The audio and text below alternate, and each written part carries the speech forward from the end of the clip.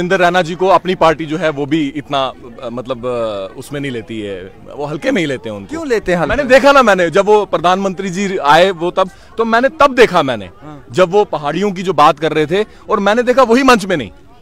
क्यों? एक अगर देखा जाए, मैंने किसी भी मंच में ये नहीं देखा कि जिस स्टेट में प्रोग्राम हो रहा हो उस स्टेट का जो प्रेसिडेंट है वो स्टेज पे ना हो। वो कह रहे प्रोटोकॉल में नहीं था। नहीं, प्रोटोकॉल जनाब, हमारे यहाँ हमने जितने भी बड़े जलसे देखे, जितने भी बड़े हमने वो देखे प्रधानमंत्री के, जो भी उसमें प्रोटोकॉल में जो स्टेट का प्रेसिडेंट है वो तो स्टेज पे होता है। मतलब क्या क्या क्या जवाब देना चाहेंगे आप रविंदर रैना? मैं रविंदर रैना जी को मैं बोलता हूं कि आप 50 सीटें ले, आप 100 सीटें ले, आप अपने घर में बैठ के जितनी मर्जी सीटें ले, लेकिन जम्मू कश्मीर की जो आवाम है, जिस तरीके से भारतीय जनता पार्टी ने इस जम्मू कश्मीर को बर्बाद किया है, आबाद नहीं किया है, बर्बाद किया और लगातार बर्बाद पे बर्बाद करते जा रही है, तो मुझे नहीं लगता है कि उनको जम्मू से भी कुछ मिलेगा। गिराना मेरे हौसलों के मीनार गिरे, पर मुझे गिराने में कई लोग बार बार गिरे। आज उनका गिराव पहली बार हुआ है और जैसे जैसे जिस इलाके में आजाद साहब जाएंगे वो गिरते चले जाएंगे, गिरते चले जाएंगे। उसका वजूद आमिर भाई आप मेरे से पूछ रहे हो क्या? बता दें। रहा क्या है आप मुझे बताइए ना। कुछ नहीं रहा, मुझे बताइए ना आप, रहा क्या है पीछे? वो कह रहे विचारधारा की लड़ाई है, लीडरों के जाने से फर्क नहीं पड़ता। नहीं, विचारधारा की लड़ाई क्या जनाब, आपने एक विचारधारा को ही खत्म कर रहे हो। आप एक विचारधारा को ही खत्म कर रहे हो। आप ये बोलते हो भाई, मैंने आपसे पहले कहा ना, जिस पार्टी में अच्छे लोगों की कदर नहीं है, आप कहते हो सबसे बड़ी पार्टी होती है। हा? मैं ये कहता हूं कि पार्टी हम सबसे है, पार्टी बड़ी है, लेकिन पार्टी बड़ी कब है? आज मैं उठ के अपनी 2.5 टट्टू की फौज उठा के ले जाऊं तो मैं बोलूं कि मैं पार्टी बना रहा हूं, बहुत बड़ी तंजीम बना रहा हूं, ऐसा थोड़ी ना होता है मेरे भाई। पार्टी जो है, तंजीम जो है, वो लीडर से होती है, वो अवाम से होती है। आज ना उनके पास लीडर्स रहे और ना जो लीडर्स के पीछे जो एक जनता होती है वो भी उनके पास नहीं। जो लोग कल तक कहते थे कि कैप्टन अरविंदर वाला हाल गुलाम नबी आजाद का होगा, क्या पैगाम है? नहीं, गुलाम नबी आजाद, आपने एक चीज देखी कि बहुत से लोगों ने रिजाइन किया आमिर भाई, बहुत से लोगों ने रिजाइन किया। कांग्रेस ने कहा हमें कोई फर्क नहीं पड़ता है। आज जम्मू कश्मीर में नहीं, हिंदुस्तान में जो भी कोई कहता है वो ये कहता है कि कांग्रेस को बहुत बड़ा नुकसान हुआ। अमरिंदर सिंह जो थे उनने सबसे बड़ी गलती की। आजाद साहब ने खुद कहा कि जो बीजेपी से हाथ मिलाया वो उनकी गलती थी। शायद अगर वो बीजेपी से हाथ नहीं मिलाते तो उनकी कंडीशन उससे बेहतर हो सकती थी।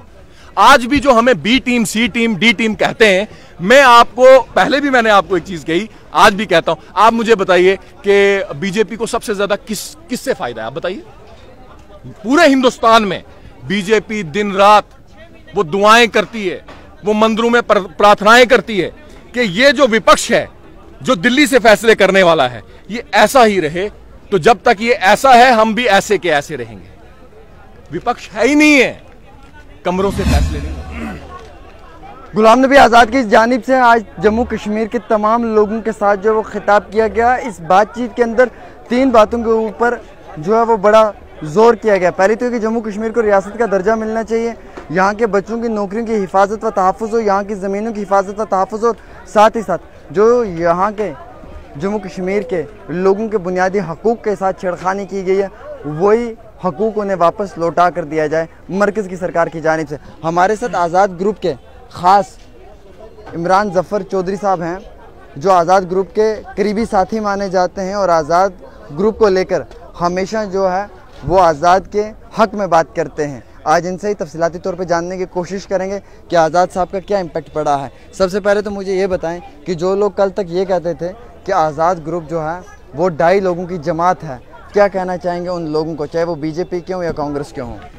देखिए, आज उनको जवाब मिल चुका है कि जम्मू के अंदर कल से बारिश हो रही थी और दूर दराज के इलाके के भी लोग यहाँ पे आए और यहाँ पे हर इलाके के लोग, चाहे वो खिता पीर पंजाल के हों, चाहे वो डोडा किश्तवाड़ के हों, चाहे श्रीनगर से हों, चाहे जम्मू के हों, सब लोगों ने मिलके आज़ाद साहब के इस जलसे को 4 चांद लगाए। आज़ाद साहब ने जो 2.5 साल अपने जो इस जम्मू कश्मीर को दिए थे वो लोग भूले नहीं, और जो लोग उनकी जात पे उंगली उठाते थे, मैंने एक शेर आज जलसे में भी कहा, ना मैं गिरा ना मेरे हौसलों के मीनार गिरे, पर मुझे गिराने में कई लोग बार बार गिरे।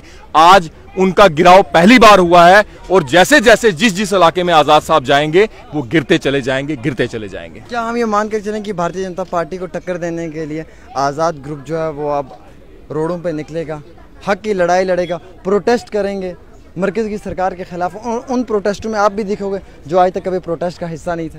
देखिए, मैंने आपको पहले भी बोला कि जब तक सब कुछ ठीक था तब तक इमरान जफर भी जो है प्रोटेस्ट का हिस्सा होता था। लेकिन अगर गुलाम नबी आज़ाद का अगर हम गुलाम नबी आज़ाद साहब के अगर सिपाही हों तो हमें टारगेट बनाया जाए, हर जगह जलील किया जाए, हमें ऑफिस में पूछा नहीं जाए, तो भाई हम अपनी इज्जत जो है करना जानते हैं। खुद हमारी अवाम हमारी इज्जत है, अवाम हमारी इज्जत है और अवाम ने हमें दिखाया भी है इज्जत दे के। आज मुझे भी अगर कोई इज्जत मिली है वो अवाम की वजह से मिली है। आज गुलाम नबी आज़ाद को जो आज काफी लोग जो हैं वो टारगेट बना रहे थे, अवाम ने मुंह तोड़ के जवाब दे दिया। हमने अपने अपने इलाके की बात करनी है और जो लोग प्रोटेस्ट में दिखते थे हम भी देखेंगे कि वो क्या करेंगे। क्या हम ये मानकर चलें कि आते वक्त में भारतीय जनता पार्टी का जो स्लोगन है 50 के पार और chief minister Bharatiya Janata party का होगा, ये कभी सफलता नहीं हासिल कर पाएंगे, कभी कामयाब नहीं हो पाएंगे? देखो, हर पार्टी का अपना दावा है, हर इंसान का अपना दावा है। आज मैं भी ये दावा कर सकता हूं कि गुलाम नबी आज़ाद साहब 50 सीटें निकाल लेंगे। नहीं, हम बोलते हैं कि इंशाअल्लाह हम कोशिश करेंगे। और मैं ये कहता हूं कि अगर हमारी नीयत में और आज़ाद साहब की नीयत में अगर कोई खराबी नहीं हुई तो अल्लाह मदद करेगा। ये कोई इंसान नहीं बता सकता है कि हम 50 पे जाएंगे या 10 पे रहेंगे, ये कोई नहीं बता सकता है। सियासत के अंदर ये सिर्फ बयान होते हैं। अगर मुझे कोई बोले आज के 13 क्या होगा कल, मैं नहीं बता सकता। सियासत के अंदर कोई कैसे बता सकता है मैं 50 लूंगा? कल जो भारतीय जनता पार्टी के लोगों पर इल्ज़ाम लगाया गया कि कल आज़ाद साहब के पोस्टर वगैरह फाड़े गए म्यूनसिपैलिटी की तरफ से, फिर वापस लगाए गए, क्या कहना है आपका कि कल ये सब क्यों हुआ आज़ाद साहब के साथ, उनके पोस्टर्स के साथ और आप लोगों की जमात के साथ? देखिए, ये बदकिस्मती की बात है। पहले तो हमें बोलते ना, कोई बोलता है कोई बी टीम है, कोई बोलता है सी टीम है। कल कुछ ये भी पता चल गया होगा कि आज़ाद साहब के पोस्टर पूरे जम्मू में लगे थे, लेकिन कुछ पोस्टर छोड़ दिए, बाकी सब के सब उतार दिए गए। क्यों? अब वो जाने, उनकी नीयत जाने। अब देखो ना, एक मजबूत आदमी, मुखालफत किसकी होती है? आज कांग्रेस, देखो ना आमिर भाई, आप चर्चे में हो, आप हर जगह दिखते हो। क्यों दिखते हो? क्योंकि आप में काबिलियत है। जिस दिन आप में काबिलियत खत्म हो जाएगी ना, जिस दिन आपके दिल में बेईमानी आ जाएगी ना, लोग आपके पीछे नहीं चलेंगे, तब लोगों के पीछे आपको चलना पड़ेगा। गुलाम नबी आज़ाद साहब एक शख्सियत है। मैंने पहले भी आपको कहा कि जम्मू कश्मीर का बच्चा बच्चा उनके साथ है। आज़ाद साहब को नहीं बोले, आज बीजेपी को भी उनसे खतरा है, आज अपनी पार्टी वालों को भी खतरा है, आज आम आदमी पार्टी को भी खतरा है, और भी जो रीजनल पार्टी। अब्दुल्ला साहब की तारीफ भी की मंच पे, क्या मान के चलें कि आते वक्त में अलायंस एनसी के साथ हो सकता है? देखिए, तारीफ तो उनने वकार साहब की भी की। ये मैंने आपको परसों भी कहा कि ये किरदार होता है। किसी को गाली निकाल के उनने क्या कहा कि वो मेरा ही एक हिस्सा था, लेकिन बदकिस्मती की बात है। चलिए कोई बात नहीं है, हम उसके लिए भी दुआ करते हैं, अल्लाह ताला उसको भी आगे बढ़ाए। क्या वकार रसूल फ्रस्ट्रेशन में इस वक्त? फ्रस्ट्रेशन नहीं, मैं जो उनके बयान देखता हूं, भाई हम तो बहुत छोटे मोटे नेता हैं आमिर भाई। मैं ये मानता हूं कि मैं अभी अपने मेंढर का भी नेता नहीं बन पाया। मैं क्या बोलूं कि मैं जम्मू कश्मीर का नेता हूं, मैं मेंढर का भी नेता नहीं बन पाया। एक इतना बड़ा आज वो जम्मू कश्मीर का जो है नेता है, वो एक इतनी बड़ी जमात का जो है प्रेसिडेंट है, वो इस तरीके से बयान करे, तो मेरे ख्याल से ये कांग्रेस के लिए बहुत बदकिस्मती की बात है। उनके लिए तो है ही है, उनका तो आप समझिए कि सियासी जो करियर था वो तभी खत्म हो गया था जब आज़ाद साहब से उन्होंने रिश्ता तोड़ा। क्या आज़ाद साहब के आने के बाद अब मुख्तलिफ जमातों से भी लोग हिस्सा लेंगे? बिल्कुल, ऐसा ही लग रहा है कि बहुत से लोग जो हैं आज़ाद साहब को ज्वाइन करने वाले हैं, और कुछ लोग वेट में हैं क्योंकि वो देखना चाहते थे कि वाकया क्यों। देखिए, जब आज़ाद साहब इतनी देर से कोशिश कर रहे थे कांग्रेस के साथ, कांग्रेसियों को ये पता ही नहीं था बेसिकली कि आज़ाद साहब के साथ इतनी बड़ी आवाम है, इतने लीडर्स हैं। अब फारूक अब्दुल्ला साहब देखिए, फारूक अब्दुल्ला साहब ने क्या कहा? फारूक अब्दुल्ला साहब ने भी गुलाम नबी आज़ाद साहब की तारीफ की।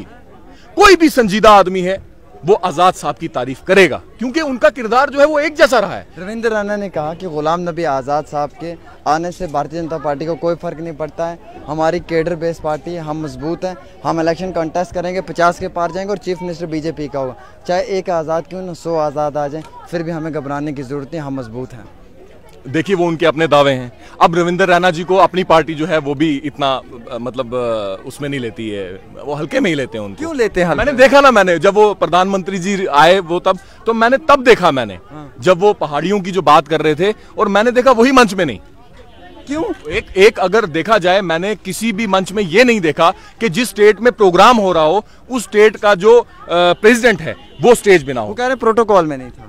नहीं, प्रोटोकॉल जनाब, हमारे यहाँ हमने जितने भी बड़े जलसे देखे, जितने भी बड़े हमने वो देखे प्रधानमंत्री के, जो भी उसमें प्रोटोकॉल में जो स्टेट का प्रेसिडेंट है वो तो स्टेज पे होता है। मतलब क्या क्या क्या जवाब देना चाहेंगे आप रविंद्र रैना? मैं रविंद्र रैना जी को मैं बोलता हूं कि आप 50 सीटें ले, आप 100 सीटें ले, आप अपने घर में बैठ के जितनी मर्जी सीटें ले, लेकिन जम्मू कश्मीर की जो आवाम है, जिस तरीके से भारतीय जनता पार्टी ने इस जम्मू कश्मीर को बर्बाद किया है, आबाद नहीं किया है, बर्बाद किया और लगातार बर्बाद पे बर्बाद करते जा रही है, तो मुझे नहीं लगता है कि उनको जम्मू से भी कुछ मिलेगा। क्या आप ये मान कर चलते हैं कि उनका सफाया होगा बीजेपी का? नहीं, मैं ये नहीं कह सकता। मैंने कहा ना कि ये कोई भी दावा नहीं कर सकता उनका सफाया होगा क्या होगा, लेकिन जो उनकी नीतियां हैं, जो वो कर रहे हैं, मुझे नहीं लगता है कि जम्मू कश्मीर की आवाम जो है उनका साथ देगी। आप आज एक चीज देखिए कि आजाद साहब ने 2.5 साल दिए ना, यहां पे ईमानदारी से दिए, 2.5 साल में 50 साल के बराबर काम किए ना। आज गुलाम नबी आजाद साहब के साथ आज भी वो लोग जुड़े हुए हैं। आप देख लेना, आजाद साहब डोडा जाएंगे, आजाद साहब किश्तवाड़ जाएंगे, आजाद साहब राजौरी पुंछ जाएंगे, आजाद साहब कश्मीर जाएंगे, किस तरीके से लोग प्यार देंगे। और कुछ लोग जो थे वो आजाद साहब से इसलिए दूर थे क्योंकि वो कांग्रेस के नजदीक नहीं आना चाहते। कांग्रेस का कितना वजूद बचा है जम्मू कश्मीर में? कांग्रेस का वजूद, आमिर भाई आप मेरे से पूछ रहे हो क्या? बता दें। रहा क्या है, आप मुझे बताइए ना। कुछ नहीं रहा, मुझे बताइए ना, आप रहा क्या है पीछे? वो कह रहे विचारधारा की लड़ाई है, मतलब लीडरों के जाने से फर्क नहीं पड़ता। नहीं, विचारधारा की लड़ाई क्या जनाब, आपने एक विचारधारा को ही खत्म कर रहे हो। आप एक विचारधारा को ही खत्म कर रहे हो। आप ये बोलते हो भाई, मैंने आपसे पहले कहा ना, जिस पार्टी में अच्छे लोगों की कदर नहीं है, आप कहते हो सबसे बड़ी पार्टी होती है। हा? मैं ये कहता हूं कि पार्टी हम सबसे है, पार्टी बड़ी है, लेकिन पार्टी बड़ी कब है? आज मैं उठ के अपनी 2.5 टट्टू की फौज उठा के ले जाऊं तो मैं बोलूं कि मैं पार्टी बना रहा हूं, बहुत बड़ी तंजीम बना रहा हूं, ऐसा थोड़ी ना होता है मेरे भाई। पार्टी जो है, तंजीम जो है, वो लीडर से होती है, वो अवाम से होती है। आज ना उनके पास लीडर्स रहे और ना जो लीडर्स के पीछे जो एक जनता होती है वो भी उनके पास नहीं। जो लोग कल तक कहते थे कि कैप्टन अरविंदर वाला हाल गुलाम नबी आजाद का होगा, क्या पैगाम है? नहीं, गुलाम नबी आजाद, आपने एक चीज देखी कि बहुत से लोगों ने रिजाइन किया आमिर भाई, बहुत से लोगों ने रिजाइन किया। कांग्रेस ने कहा हमें कोई फर्क नहीं पड़ता है। आज जम्मू कश्मीर में नहीं, हिंदुस्तान में जो भी कोई कहता है वो ये कहता है कि कांग्रेस को बहुत बड़ा नुकसान हुआ। अमरिंदर सिंह जो थे उनने सबसे बड़ी गलती की। आजाद साहब ने खुद कहा कि जो बीजेपी से हाथ मिलाया वो उनकी गलती थी। शायद अगर वो बीजेपी से हाथ नहीं मिलाते तो उनकी कंडीशन उससे बेहतर हो सकती थी। आज भी जो हमें बी टीम, सी टीम, डी टीम कहते हैं, मैं आपको पहले भी मैंने आपको एक चीज कही, आज भी कहता हूं, आप मुझे बताइए कि बीजेपी को सबसे ज्यादा किससे फायदा है? आप बताइए। पूरे हिंदुस्तान में बीजेपी दिन रात वो दुआएं करती है, वो मंदिरों में प्रार्थनाएं करती है कि ये जो विपक्ष है, जो दिल्ली से फैसले करने वाला है, ये ऐसा ही रहे। तो जब तक ये ऐसा है, हम भी ऐसे के ऐसे रहेंगे। विपक्ष है ही नहीं है, कमरों से फैसले नहीं होते, छोटे से सलाह लो। वो जो ट्विटर, जो आजाद साहब ने कहा कि ट्विटर आपको मुबारक हो और हमें अपने लोग मुबारक हो, वो किसको तंज मारा था, वो क्या बात थी? अरे भैया, मैं आपको बताऊं कि आजाद साहब तो बहुत बड़ी शख्सियत है ना, अब हम जैसे लोगों को भी ट्रोल करने लगे। मैं कभी किसी चीज का जवाब नहीं देता। मैं बोलता हूं यार, ये आईटी सेल हमेशा बदनाम होता था, किसके लिए? बीजेपी के लिए।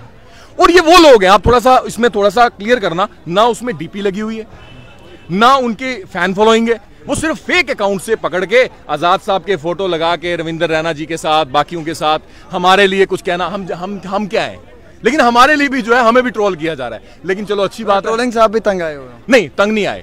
देखो ना, और होना चाहिए आपको ट्रोल। देखो मेरी बात सुनो, नाम है तभी तो बदनाम है। आमिर भाई, आपको अगर 100 लोग अगर आपको चाहते हैं, तो अब अगर आप ये उम्मीद करें कि 20 लोग भी अगर आपको गालियां निकालें तो फिर आप मुनाफिक हैं।